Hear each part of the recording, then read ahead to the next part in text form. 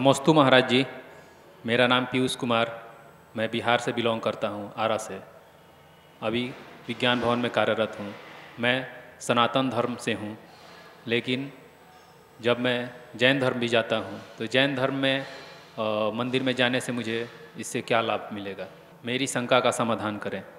जैन मंदिर में जाने से आत्म शांति मिलती है, क्योंकि जैन मंदिर वैभव की प्राप्ति के उद्देश्य से नहीं जाता है।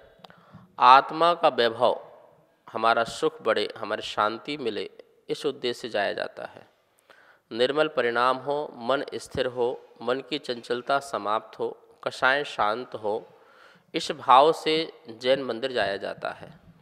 यद्यपि जैन मंदिर में लोग जाकर के पूजा पाठ अभिषेक आदि करते हैं और उनको उससे संसार के सुख की प्राप्ति तो होती ही होती है निश्चित ही, क्योंकि वहाँ जब जाएंगे पूजा पाठ करेंगे तो आपकी जो है उस समय पाप की क्रिया नहीं होगी, उस समय पुण्य की क्रिया होगी, तो पुण्य की क्रिया के फल से आपको संसार सुख मिलेंगे।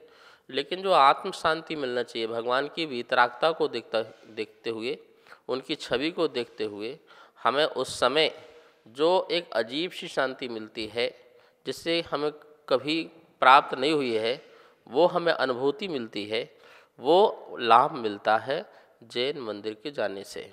आप देखेंगे जैन मंदिर जब भी जाएंगे, वहाँ भगवान को देखेंगे तो भगवान के पास कोई अस्त्र नहीं होगा, कोई वस्त्र नहीं होगा, कोई शस्त्र नहीं होगा, कोई गृहस्थपना नहीं होगा, बिल्कुल निर्विकार निश्चल दृष्टि से बैठे हुए हैं। तो उसको देख करके हमें शांति मिलती है कि कितनी शांति है आप में भगवान। तो हमारे अंदर भी ऐसी शांति हो तो आप भी वहाँ पे जाकर ऐसी ध्यान में बैठ जाते हैं, ऐसे कायोसर्ग मुद्रा में बैठ जाते हैं, खड़े हो जाते हैं और आपको भी वैसी ही फीलिंग होने लग जाती है। जैन दर्शन के में ज्ञान और ध्यान को सर्वोपरि रखा गया है और इसी उद्देश्य से मंदिर का निर्माण होते हैं कि आप यहाँ पर आकर के भगवान का जो ज्ञान है वो लीजिए और भगवान ने जो ध्यान किया है उस ध्यान से आप भी अपने आप को आनंदित कीजिए।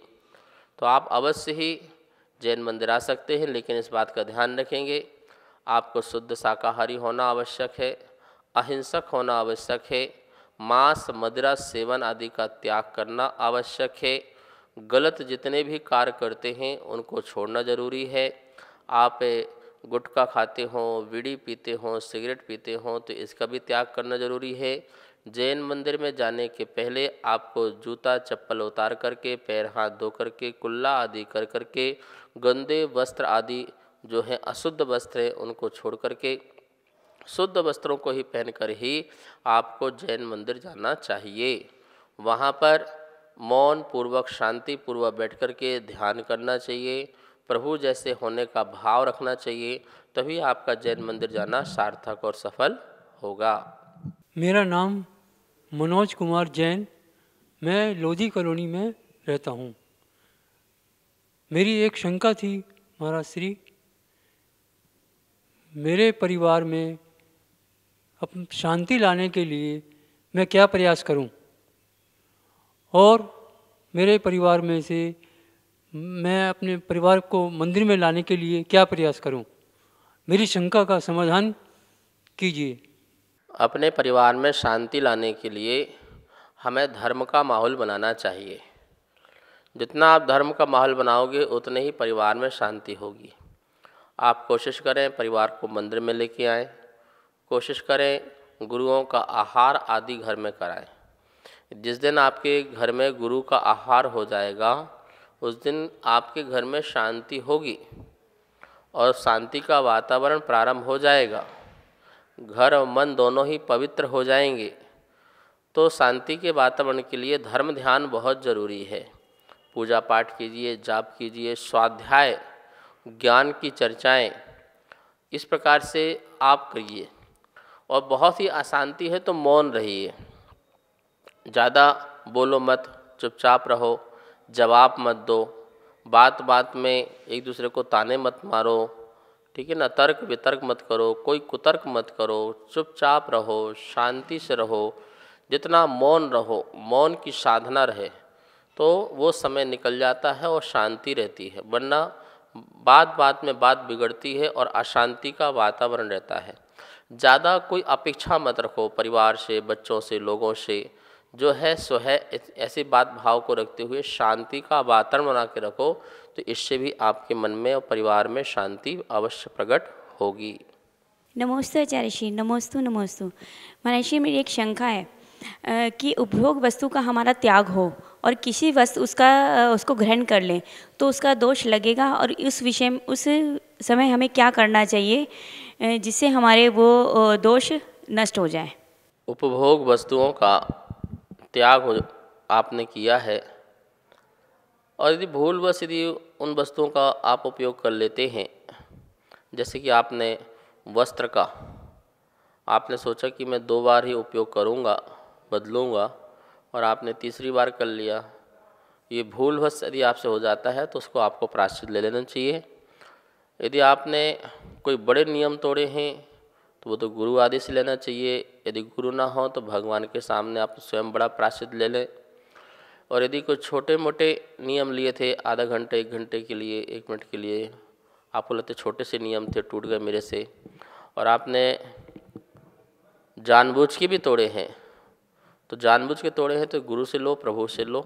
नहीं तो छोटे मोटे टूट गए हैं भूल से, तो आप उसका कायोत्सर्ग कर लो, माला फेर लो, नमोकार मंत्र का जाप कर लो, आदि किसी भी प्रकार से प्रायश्चित ले सकते हैं। प्रायश्चित जरूर लीजिए, गलती की है तो प्रायश्चित लेना चाहिए, उससे सुधार होता है। यदि प्रायश्चित लेना बंद कर देंगे तो सुधार समाप्त हो जाएगा, फिर आप स्वच्छंद हो जाएंगे। जब मन करे तो पालन करोगे, नहीं करेगा मन तो नहीं करोगे।